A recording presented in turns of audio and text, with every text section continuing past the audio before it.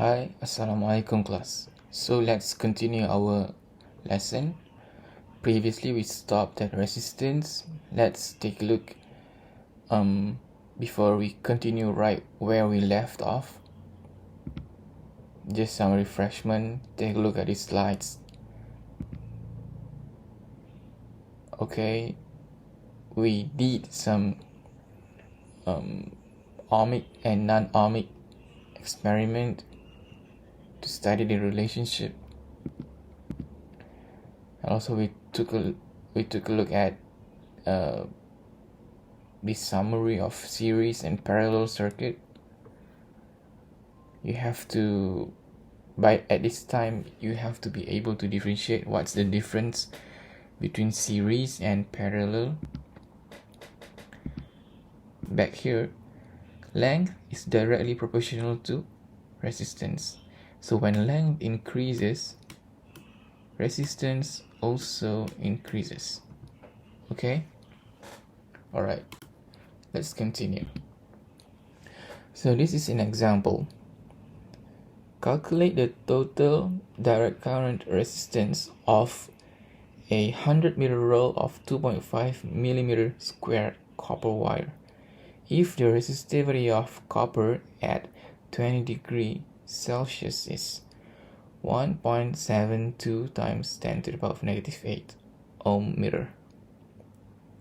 So, how do we solve this question? So the question asks to calculate the resistance. Alright, so to solve this, we simply use the formula R equals to rho length divided by area. Simply use this formula and substitute the value you got here. We have length, we have area, and we also have the resistivity. Simply putting all this into the formula, you get this. Alright?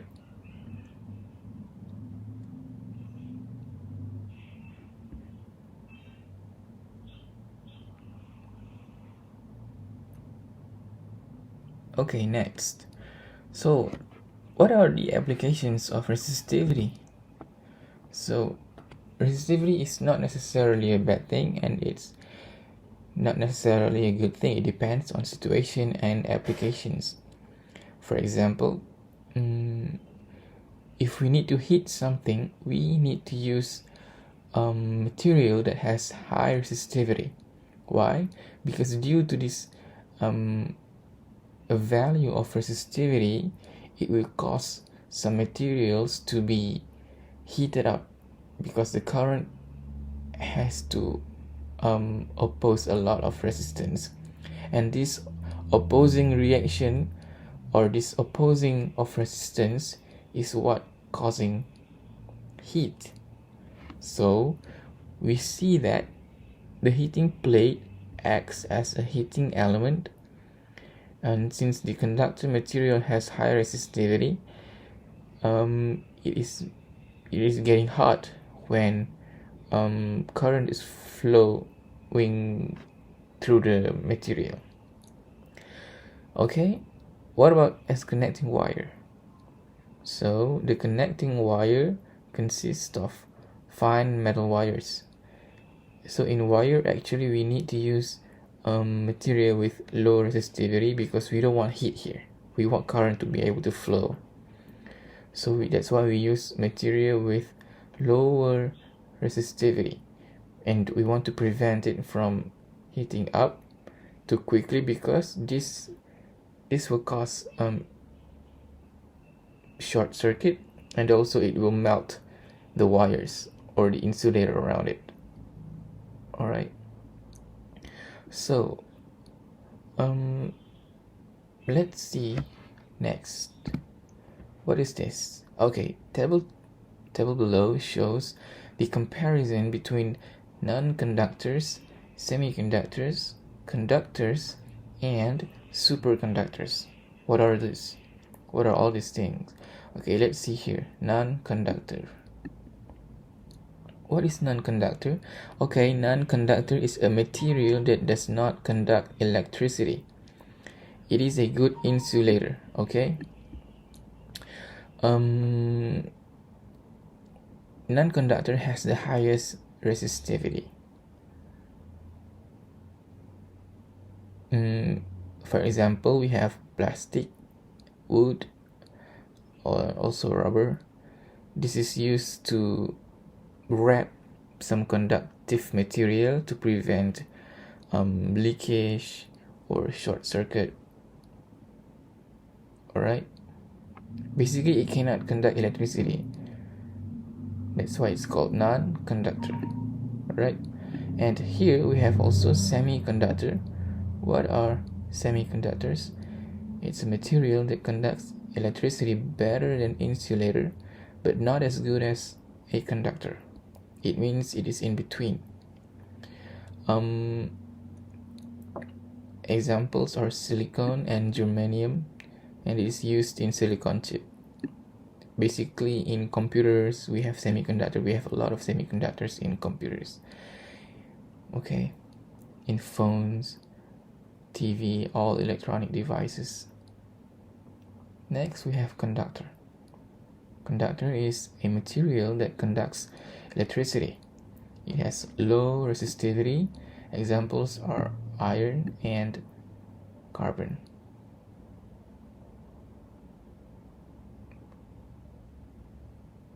Next, we have superconductor. What are superconductor?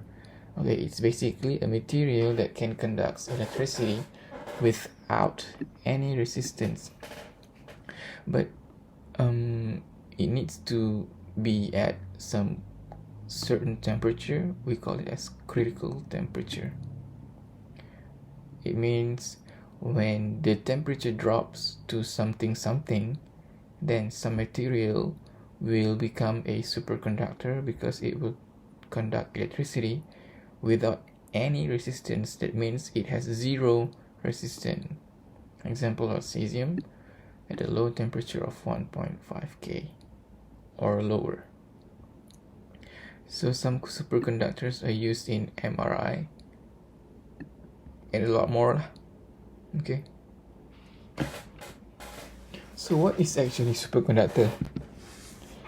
So we have non-conductor, we have semiconductor, we have conductor, and next we have superconductor.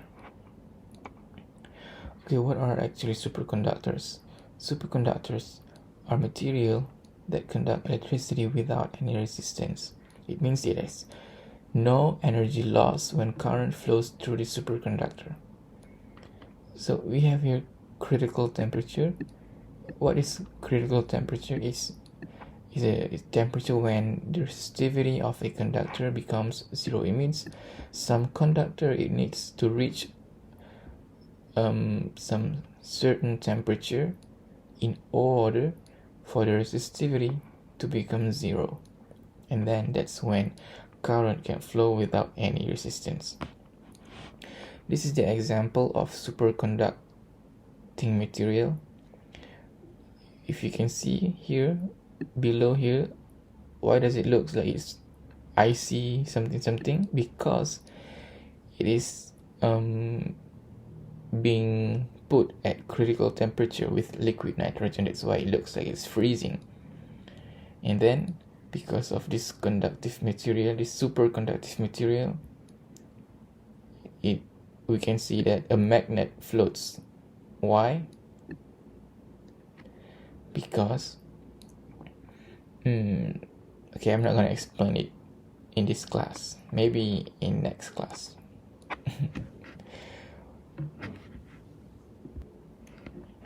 Okay, now let's see example 1. The resistivity of a constant wire is 49. Calculate the resistance of a constant wire with a length of 50 cm and a diameter of 0.6 mm. So basically you just have to use the formula that we have studied previously. The question asks you to find the resistivity. We know that the original formula was resistance equals to rho L divided by A. Alright, so we have resistivity, we have length, we have diameter. What's the use of diameter in S? In the formula it needs to use area, right? So you have to convert the diameter into area. Since wire is cylindrical, so the area is area of a circle. Alright, so that's why, okay, you calculate the wire, the cross-sectional area using this formula. Okay, basically you get the length of wire. Make sure everything is converted into SI unit, and then from the diameter you convert it into meter, and then use the formula to calculate the cross-sectional area, pi r squared, and just substitute everything into the original formula, and then you will get the resistance of the constant in wire. Next, let's see example 2. Azwan is an electrical wiring contractor in Taman Kota Puteri. He found that a coil of pure copper wire with a length of 500 meter and a radius of 0.5 mm has a resistance of 10.8. What is the resistivity of copper wire? Okay, so basically they ask to find resistivity. So if you have no idea, you can just simply write the original formula here. R equals to rho L over A. So you can actually see that from here you can rearrange the formula until it becomes like this. Okay, and this is where you need to find R, A, and L from the sentence. So you have the resistance, you have the length, and you have the radius. Basically radius is you need to convert it into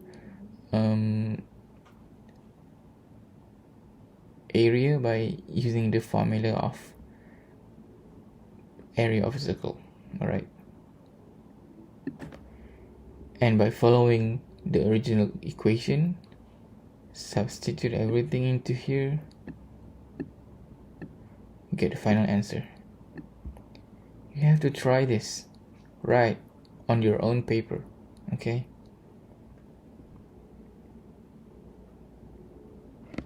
Alright, next, formative practice 3.2. Why don't you try and answer this question first? I suggest you pause this video and do it on your own, and once you're done you can resume the video to see the solution for this question.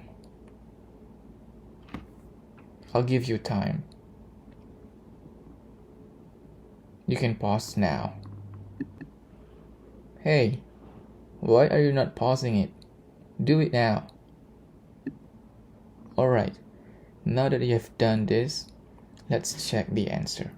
For question number 1, list the factors that affect the resistance of a wire. So there are several factors that affect the resistance of the wire. Some involve the length, the cross-sectional area, the resistivity, and temperature. That's all. Okay? What about question number 2? Calculate the total resistance of a coil of copper wire it asks you to calculate the total resistance with a length of 50 meter and cross-sectional area. It already gives you the cross-sectional area of 2.5. Given that the resistivity of copper at temperature 20 degrees Celsius is 1.72. So basically you just need to use the formula. Just substitute into the formula. Use the R, sorry, I lost my pencil, equals to rho L over A. Alright, so by this formula, just substitute everything and make sure everything is in SI unit. Okay, and you get the solution like this.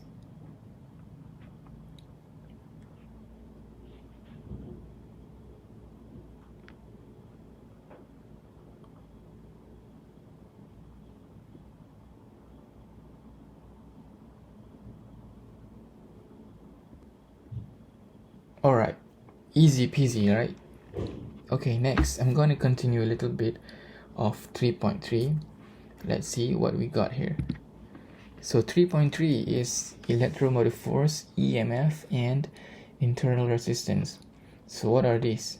So basically EMF is just like voltage, except that it is the original or the total power or the total voltage of a dry cell. Okay, let's see. If you see at the battery, it has a label of 1.5 volt. This is what we call the EMF. Why? Okay, EMF here, see the definition here. EMF is the energy transferred or work done by an electric source to move 1 coulomb of charge in a complete circuit. So this is the formula for EMF. The original formula based on the definition, it's a energy transferred to move 1 coulomb of charge in a complete circuit. The SI unit is volt, same like potential difference, and you can also replace it here because energy is joules, coulomb is C, electric charge is coulomb. So that's why from here you can also write it as joules per coulomb. Hey sir, if the unit is the same with potential difference, then why is it different? Is there any difference with potential difference? Yes. Let's see what's the difference between EMF and potential difference. So basically EMF is the value of voltage when no current flows in the circuit. It means it measures the original volt of the battery, of the source. While potential difference, it measures the value when the circuit is closed. It means there's already current flow. Okay, so EMF is always larger than potential difference. Why? Because when we connect this circuit, there is what we call internal resistance. What is internal resistance? Internal resistance is the resistance caused by electrolyte in the dry cell. Okay, it means even though the original volt of a battery of a dry cell is labeled on it, we have to remember that there's also internal resistance. That is the resistance caused by the electrolyte in the dry cell. Okay, this internal resistance is causing loss of energy in terms of heat. That's why the potential difference across the dry cell terminals is less than EMF. See here, the formula is given by voltage drop is IR. What is I and small letter r? It is actually volt, right? We remember that V equals to IR, voltage equals to IR. But here we use small r because this is the volt of the internal resistance. It means this is the voltage drop due to the internal resistance. So to calculate the voltage drop, we can calculate by subtracting the EMF with potential difference as shown in this formula here. Okay, so basically this is the original formula here. The voltage drop IR is equals to EMF minus potential difference. Then if you rearrange the equation, you get that potential difference is equals to EMF minus IR here. And when we rearrange back, if we make everything positive by moving this IR here, we get that EMF equals to potential difference plus voltage drop.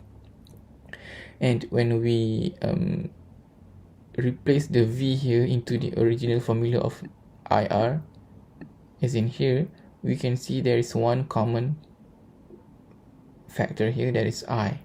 And then we can what do you call this, factor out I, and we get EMF equals to I times R plus R. Okay, is it confusing? It's alright. Let's see next. Okay, this is the graph of V against I. So you can see that the value of potential difference is decreasing. Why? Because how to say, over time, so V equals to, no, sorry, okay, you can see that here there's a value of V for all value of I. Even when I is equals to 0 here, we have V. Why? Okay, this V when I equals to 0 is called EMF because there is no current flow yet. That's why we have maximum value of voltage here. Okay.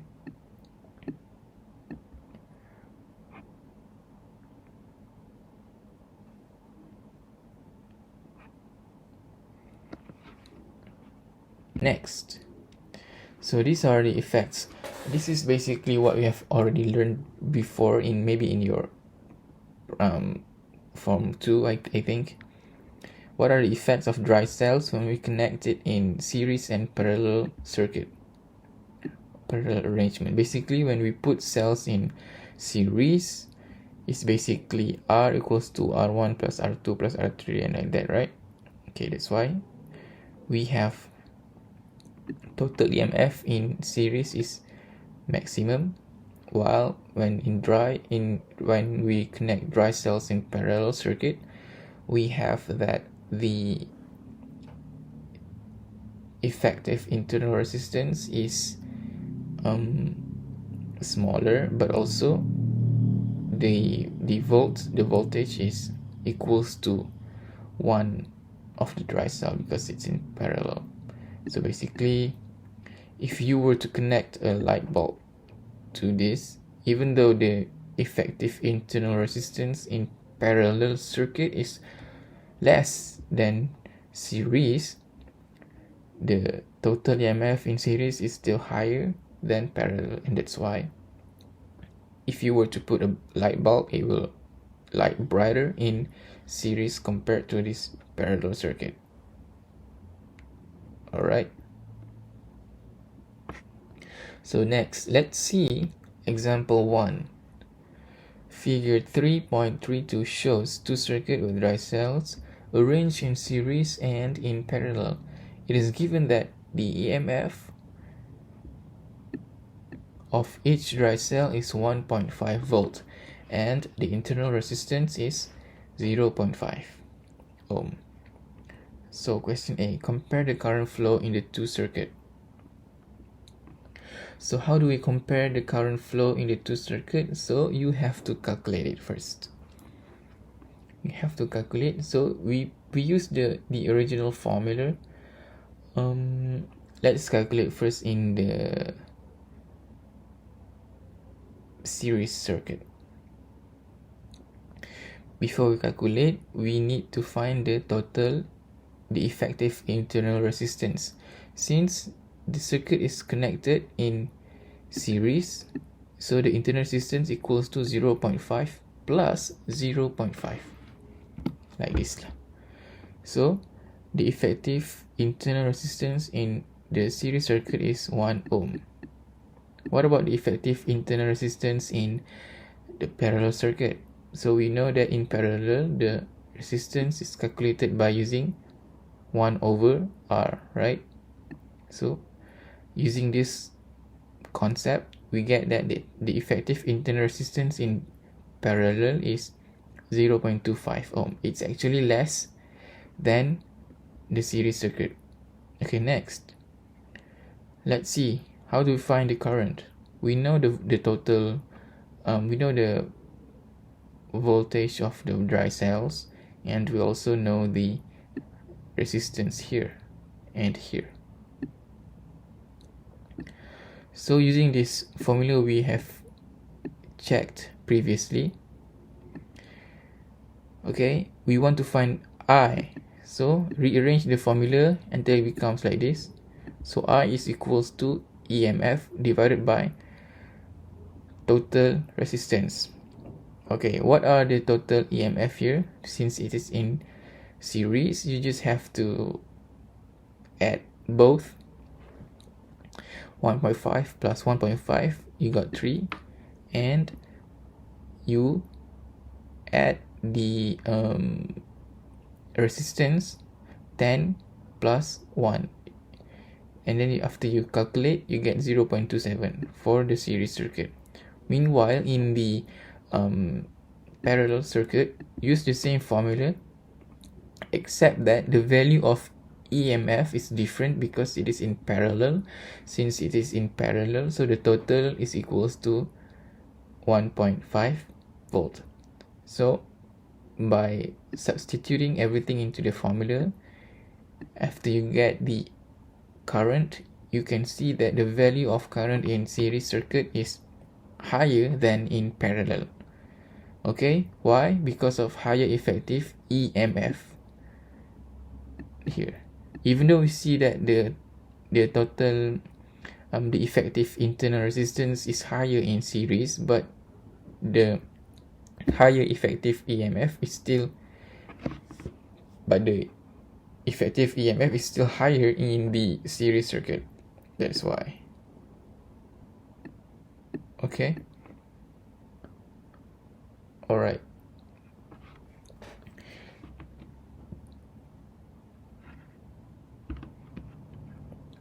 I think this will be the end of my video for this current class. You can see that this is only question A for example 1. You can try question B. Don't look at the answer yet. Just try by yourself, and then you check your answer on the solution, okay, to make sure you actually understand the concept on how to solve these questions involving EMF and internal resistance. I'm gonna give you exercise, so please complete the exercise that I'm going to share in your Telegram group, and do it in your book.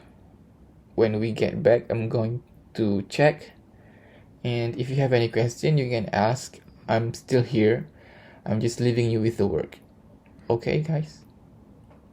That will be it. Thank you.